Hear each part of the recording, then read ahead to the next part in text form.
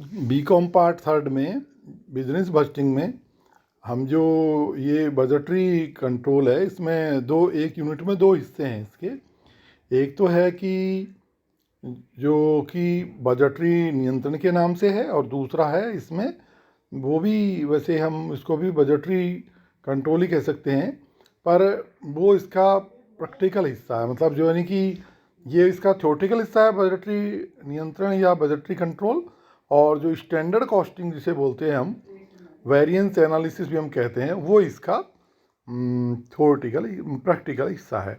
यानी कि हम जो वेरिएंस में ये देखते हैं कि जो हमने पहले बजट बनाया था उसके अनुकूल या प्रतिकूल जो रिजल्ट आए हैं उनके क्या कारण है, उनकी जांच करना और उनको सही करना। और बजटरी नियंत्रण क्या है, ये भी इसी तरह का है कि इसमें हम क्या करते हैं, पहले जो बजट बनाते हैं, बजट बनाने के बाद में फिर जो ये देखते हैं कि ये जो बजट के हमने स्टैंडर्ड तय किए हैं, लक्ष्य तय किए हैं, ये हमें प्राप्त हो, और प्राप्त होने ही चाहिए। अगर प्राप्त नहीं होते हैं, कोई ऐसी समस्याएं आने वाली है जिनकी वजह से ये हमारे लक्ष्य प्राप्त नहीं होंगे, तो फिर इस पर हमको कंट्रोल करना होता है। तो इसमें जैसे बजटरी नियंत्रण से आशय बजट द्वारा निर्धारित परिमापों को प्राप्त करने के लिए अपनाई गई कार्यविधि पर नियंत्रण करना है। जो नाइल्स जो है, प्रोफेसर नाइल्स ने कहा है, बजटरी नियंत्रण प्रबंध का महत्वपूर्ण यंत्र है। वस्तुतः यह नियोजन का एक साधन है जो समन्वय द्वारा नियंत्रण तक पहुंचता है और तीनों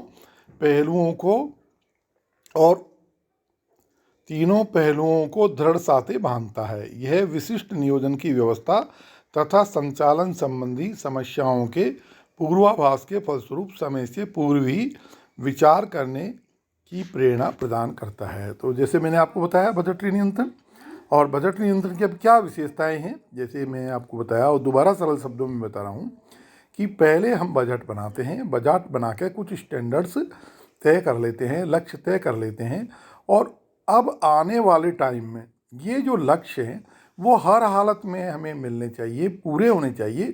इसके लिए जो योजना बनाई जाती है, समन्वय किया जाता है, नियंत्रण किया जाता है, वो बजटरी नियंत्रण है। तो थोड़ा सा फर्क देखिए वेरिएंस एनालिसिस में। इसमें वेरिएंस में बजट के अनुकूल और प्रतिकूल आए जो विचलन है उनकी व्याख्या की जाती है, उनके कारण ढूंढे जाते हैं, और फिर उसके बाद में उस पर नियंत्रण किया जाता है। वो एक तरह का बजटरी कंट्रोल कह सकते हैं, या बजटरी कंट्रोल इन एडवांस जो है वो एक ऐसा नियंत्रण पद्धति अपनानी होती है जिसके द्वारा कि हमें जो हमने हमारे स्टैंडर्ड्स तय किए हैं, जो हमने हमारे प्रमाप बनाए हैं, वो हर हालत में प्राप्त हो जाए।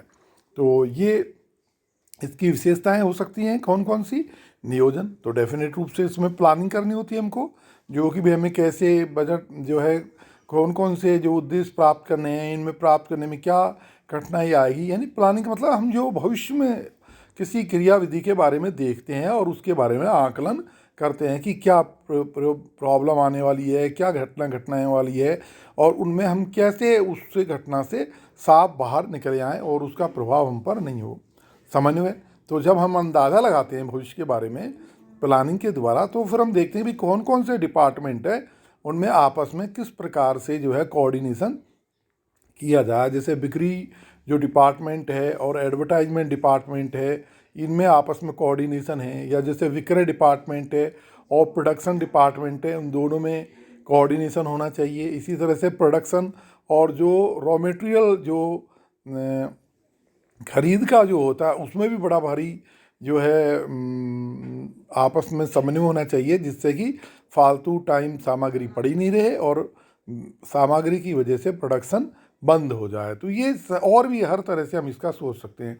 अभिलेखन एवं प्रतिवेदन, अभिलेखन से मतलब है कि रिपोर्टिंग, और जो अकाउंटिंग, यानी कि जो जितने भी व्यवहार हैं उनकी हम अकाउंटिंग करते हैं, और अकाउंटिंग करके किस प्रकार से जो हम एक दूसरे को सूचनाएं पहुंचाएंगे, रिपोर्ट किस तरह से करेंगे, कौन व्यक्ति किसको रिपोर्ट करेगा। सेल्स डिपार्टमेंट जो है वो डेफिनेट रूप से सेल्स जो मार्केटिंग हेड है उसी को देगा। तो मार्केटिंग हेड जो है वो अपनी रिपोर्ट जो मैनेजिंग डायरेक्टर है उसके द्वारा बताने की कोशिश करेगा, या मार्केटिंग जो हेड है हमारा वो सीधा ही जो है प्रोडक्शन हेड है उससे उसको रिपोर्टिंग करेगा। ये चीज़ें हमें पहले क्लियर करनी चाहिए, कर लेनी पड़ती हैं इसमें, नहीं तो बाद में एक दो लोगों के आपस में ईगो टकराने की वजह से बड़े नुकसान हो जाते हैं। तो इस चीज़ का भी इसमें पहले ही ध्यान रखते हैं कि कौन व्यक्ति किसको रिपोर्ट करेगा, यानी अपनी स्थिति को बताने के लिए कौन व्यक्ति किसको बताएगा। अगला है तुलनात्मक समीक्षा। क्लियर है कि यानी तुलना की जाती है भाई क्या प्राप्त करना है और किस तरह से प्राप्त करना है और इसमें क्या समस्याएं आने वाली है, तो ये कंपैरिजन हम करते हैं। अगला है सुधारात्मक कार्रवाई। तो जैसे हमने प्लानिंग की, ये सारा किया, फिर हमको लगा कि ये एक प्रॉब्लम आने वाली है जो कि हमें बजट के द्वारा तय किए गए प्रमापों को प्राप्त करने में मुश्किलें पैदा होगी या मुश्किलें आएंगी, तो उनको हम पहले से ही इन एडवांस जो है कर लेते हैं। जैसे मान लीजिए कि हमने तय किया है कि भाई ये कोई पुल है, हमको 1 साल में बनाना है। अब साल में बनाना है तो भाई पुल का सामग्री कैसे आएगी, कैसे लेबर की व्यवस्था होगी, या इसके अलावा जैसे बरसात का टाइम आने वाला है तो उसमें रॉ मटेरियल की कैसे व्यवस्था होगी, इस पे हमने ध्यान नहीं दिया। हमने सोचा भाई जैसे रॉ मटेरियल चलता है, तो अब जब हमने देखा कि बरसात का टाइम आने वाला है और उसमें बाढ़ भी आ जाती है अपने एरिए में, तो भाई पहले कहाँ रॉ मटेरियल ख़रीदा जाएगा, ज़्यादा ख़रीदा जाएगा नहीं ख़रीदा जाएगा, अगर प्रॉब्लम बढ़ जाएगी तो कैसे क्या करा जाएगा। तो इसके बारे में अगर मान लो हमने पहले कोई व्यवस्था नहीं की है तो ये व्यवस्था भी हमें कर लेनी पड़ती है बजटरी नियंत्रण में।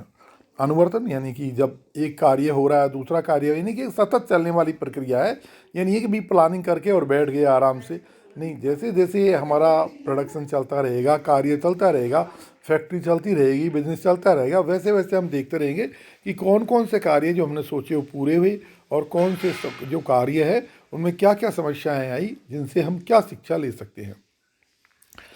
अब आगे देखते हैं बजट, बजटन तथा बजटीय नियंत्रण तीनों आपस में मिलते जुलते हैं। बिल्कुल क्लियर, मैंने आपको पहले बताया था। परंतु जहाँ बजट किसी विभाग का उद्देश्य लक्ष्य है, यानी कोई स्टैंडर्ड तय करता है, वहीं बजटन बजट बनाने की एक प्रक्रिया है, जैसे मैंने आपको पहले जो है बजटन में बताया था। और बजटीय नियंत्रण बजट द्वारा निर्धारित प्रमापों को प्राप्त करने के लिए अपनाई गई नियंत्रण प्रणाली है। तो जैसे कि आपने ये देखा, ये भी आपको ध्यान रखना चाहिए जो मैंने आपको बताया है कि भाई किस तरह से आप इसको समझ सकते हैं। अब लेते हैं हम बजटीय नियंत्रण के उद्देश्य। तो ये बजटीय नियंत्रण हम क्यों करते हैं? डेफिनेट रूप से सबको पता है कि भाई ये जो है वो हम किसी भी हालत में असफल नहीं हों, यानी जो हमने टारगेट प्राप्त कर लिए वही हमें प्राप्त होने चाहिए। अगर वो टारगेट हमें प्राप्त नहीं होंगे तो हम डेफिनेट रूप से बाज़ार से आउट हो जाएंगे। तो कोई भी व्यक्ति जो बिजनेसमैन है वो ये मान के चलता है कि वो बाज़ार में टिका रहेगा, बाज़ार में सतत प्रयास करता रहेगा, तभी उसका अस्तित्व है।